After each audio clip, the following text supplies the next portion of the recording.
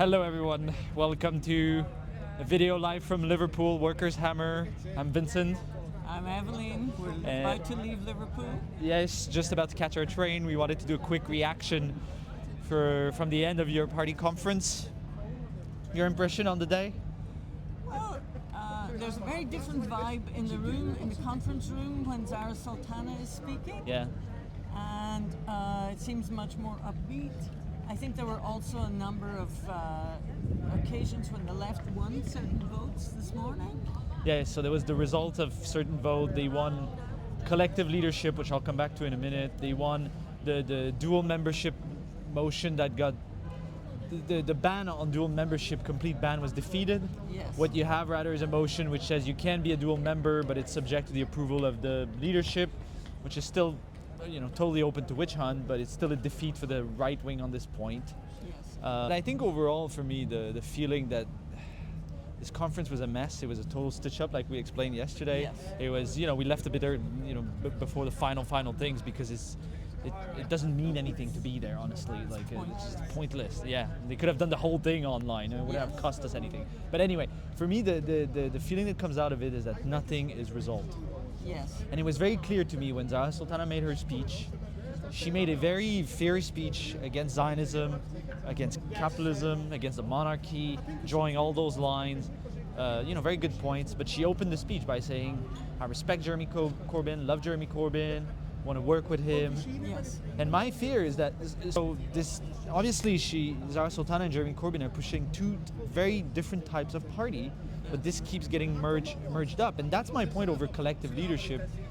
Now, this is just my gut impulse when I was listening to her speech, was that, damn it, maybe it could have been much better to have an actual single leadership in a campaign, Zara Sultana, Jeremy Corbyn, facing each other and sort of being forced to expose their contending vision for the party. That would have been more clarifying. And what we have rather is, again, this paper over of the difference. And now my fear what's going to happen with the collective leadership, like, what does this mean exactly? It's going to be a committee of 20 people. MPs cannot be in it. Some right-wing press were writing on Twitter, "Oh, your party has just voted not to have a leader." And, okay, it's the right-wing gutter press, but there is a bit of a truth in this. However, politics doesn't tolerate vacuum. There's always a leadership. There's always somebody that takes over. Who is that going to be? The clique that stitched up that conference, I'm afraid. Yes. The way that Zara Sultana presented the question in her speech is actually a problem. She presents the division in the party as between people power, the power of the membership, versus the leadership. And this is not the fault line that really exists in the party. It denies that the division is political, and she won't push the political division. She will not take the fight to Corbyn. Yeah. So I think that's very confusing for people, and it's also very difficult for the left to see, now that they've won certain things, what to do with it, like where to go from here. Yeah.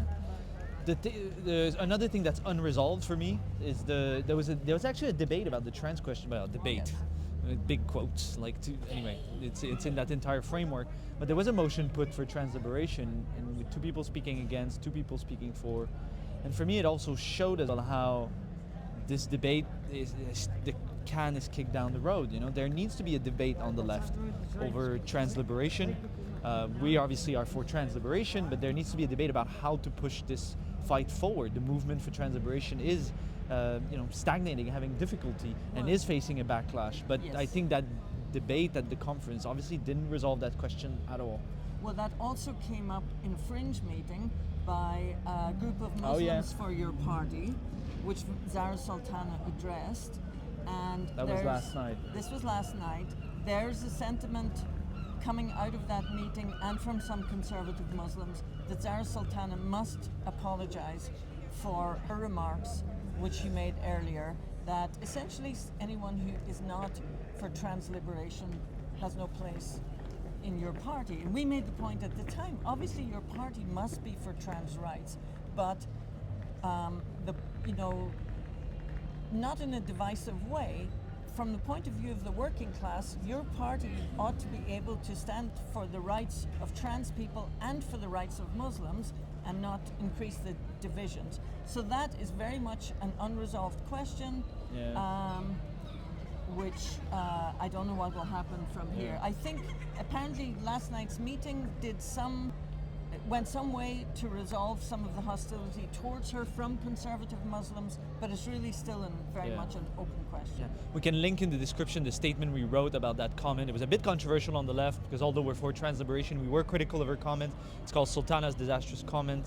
Yes. So yeah, another thing that's unresolved is this sort of, I don't want to exaggerate it, but sort of rift between a part of the Muslim community and the left and workers movement.